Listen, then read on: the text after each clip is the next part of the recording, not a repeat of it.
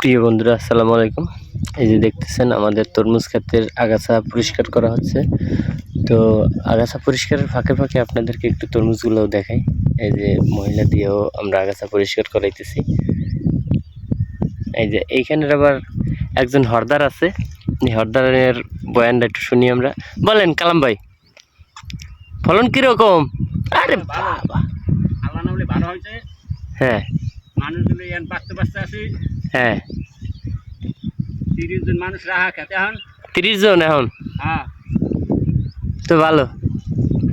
মহিলা পুরুষ নিয়ে আমরা 30 জন লোকজন কাজ করতেছে। বুই 10 কানি কোন এবছর এই ফলগুলো আমরা যদি সুবলভাবে বেচতে পারি, তাই এই 30 জনের সম্মতিতে কালাম ভাইয়ের আর একটা বিয়ে করাম ইনশাল্লাহ। তোমরা কি কও? ইনশাআল্লাহ আমরা রাজি। হ্যাঁ, আলহামদুলিল্লাহ।